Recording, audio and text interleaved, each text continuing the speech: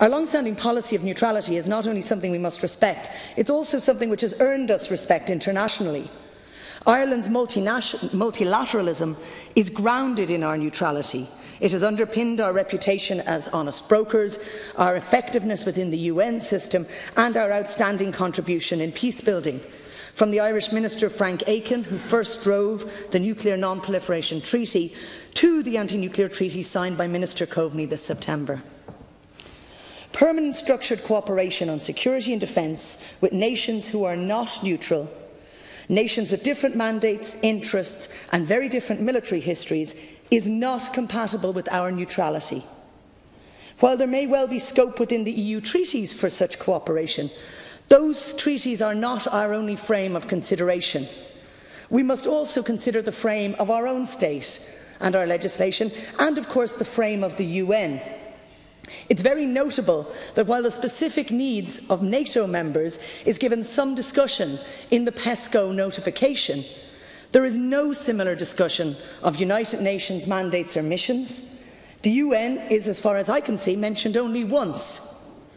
And it is very, very notable that peace, peacekeeping and peace building are not mentioned at all in the very lengthy notification in respect of PESCO and structured cooperation on security and defence.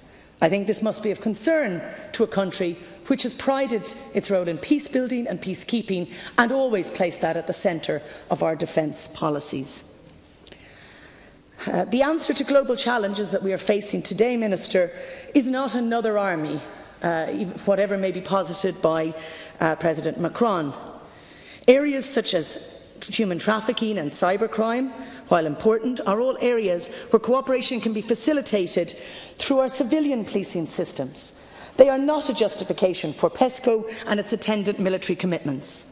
Signing PESCO would tie Ireland into a relentless, long-term spiral of increasing military spending, which would not necessarily go towards much-needed improvements in the terms and conditions for service members, as PESCO also sets out criteria around how that money should be spent.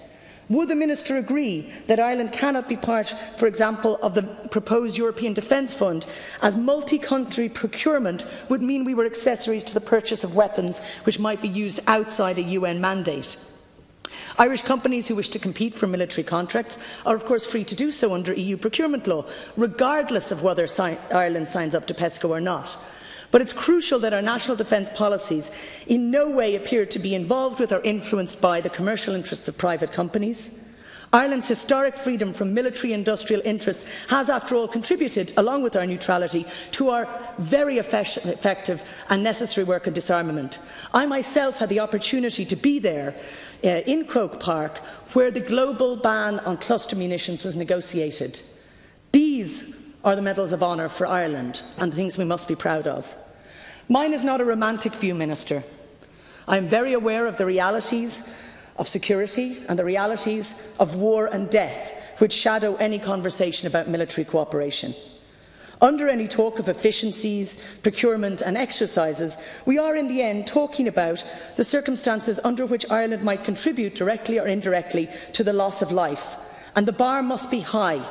The triple lock is not a technicality but an essential safeguard. I will move to conclude. Rather than followers on a slippery slope towards ever deeper militarisation and a possible European army, Ireland have and must take the chance to be leaders. We can and should act as beacons for a renewed focus on peace building and constructive diplomacy within Europe and the wider world, at a time when Europe has deeply neglected peace building within and between nations.